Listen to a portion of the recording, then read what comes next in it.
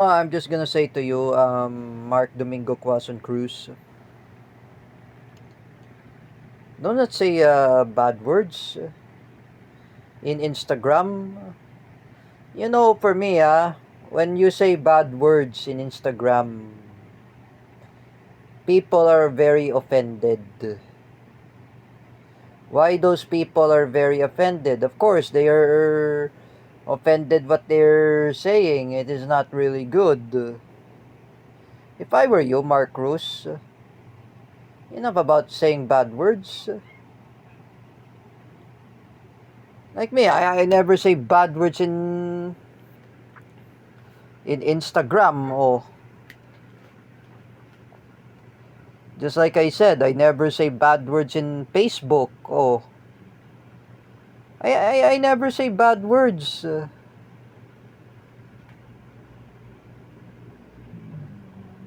For everyone na, I'm asking to everyone. I was told by Ate Nenet, uh, don't imitate Mark Cruz, Mark Domingo Quezon Cruz, because he's my arch enemy. Just because he say bad words. You know what, Nigel Ernesto de Beria? One more depending at Mark Cruz again, I will put you in my enemy list.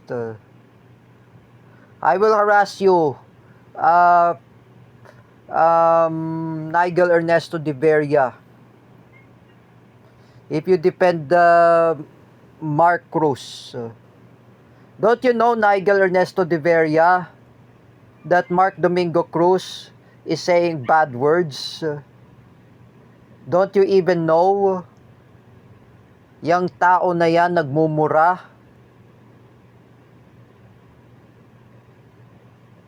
And even you, Ate Mel Canete, I will put you in my enemy list. Don't you know that Teacher Alex is promoting terrorism like ISIS? Don't you even know that ISIS wants to threaten to destroy Davao City of Jeric Silva? She pretend as a suicide bomber. That Teacher Alexandra Pagkalinawan.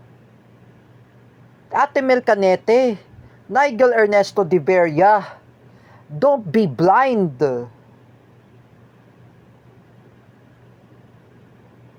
You don't know what's really happened in the situation about Jeric Silva, that Ate Mel Canete. Oh, Ate Mel Canete, you think what it is really happened about Teacher Alexandra Pagkalinawan? Oh, she attacked the JYS studio of Jeric Silva. Oh, that she is pretending a suicide bomber like ISIS. Same as Paulo Cruzada. Don't you even know, Nigel Ernesto de Veria, that Mark Cruz is saying me a bad word in Instagram, even threads. If I were you, Ate Mel Canete and Nigel Ernesto de Veria, if both of you have a social media like Facebook and Instagram, block those imbecile Mark Cruz and Teacher Alexandra Pagkalinawan. Like I said before, dahil sumusobra na sila sa paglalait ng ibang tao, like what they're saying. Paglalait, that's the word. You can harass everyone, you can bullying everyone. Teacher Alexandra Pagkalinawan, Mark Domingo Cruz, I would say to you, both of you, if I don't want to comment in Instagram, if I don't want to reply anything, fuck both of you. Oh, one more bad words again, Mark Cruz. Call me a fuck you again. Call me motherfucker again.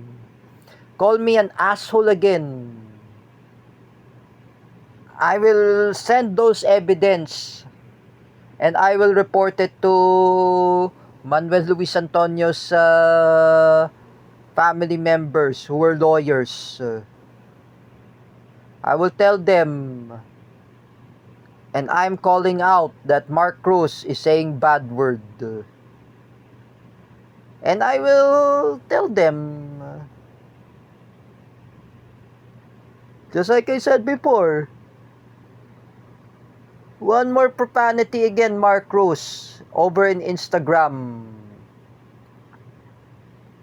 I am just saying,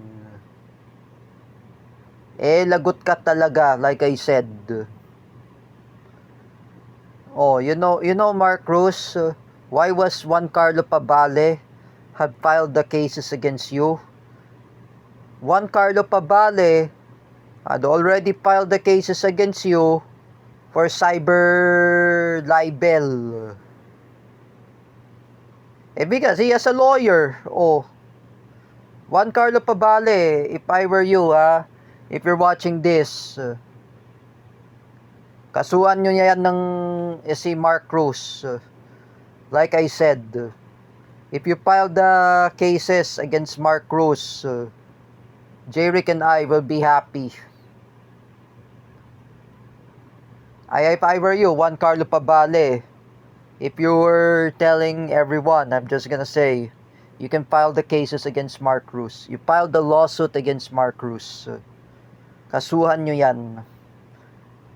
Dahil sa pagmumura sa akin, like what he's saying about bad words, what he's saying about profanity, what he's saying about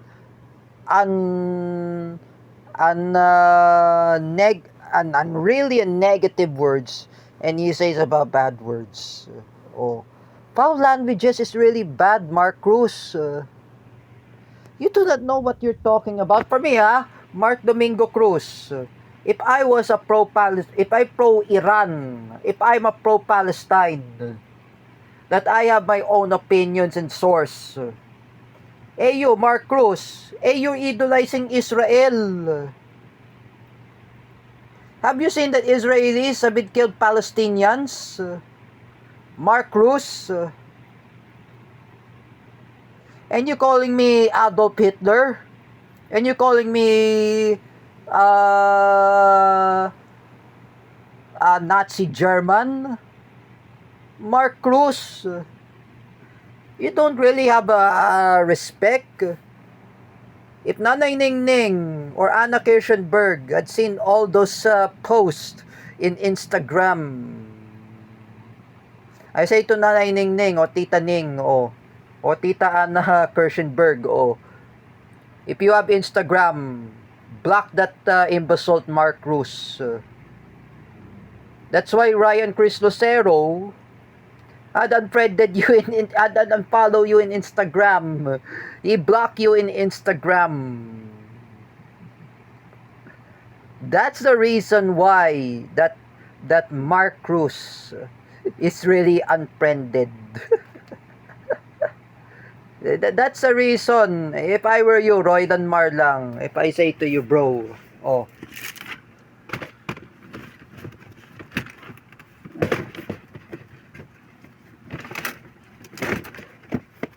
if I say to you, bro, Roylan, sasabihin ko lang sa'yo, Roylan, wag mo kaibiganin yung kupal ng Mark Cruz na yan. Like I said, he says bad words.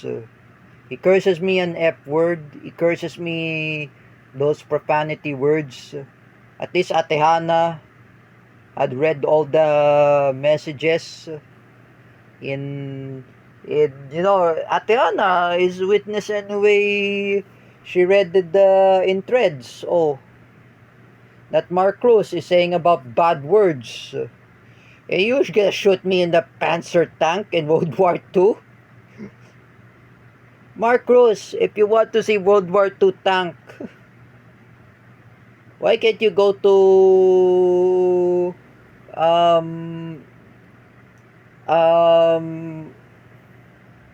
World War II museum and you saying about you gonna shoot me a Panzer tank? Does this really work what you're saying? And then Mark Cruz is saying about nonsense. That how does Christian Mengito knows Mika Lim, that Bini. I was telling to Jeric Silva, hindi po yan kilala ni Christian Mingito, si Mika Lim. And I just said before, it's a lie. Christian lives there in Compostela, Cebu. Mika Lim is different in her house in Cebu. This is why this Mark Cruz is talking about K-pop like Chuchichu, Momoland.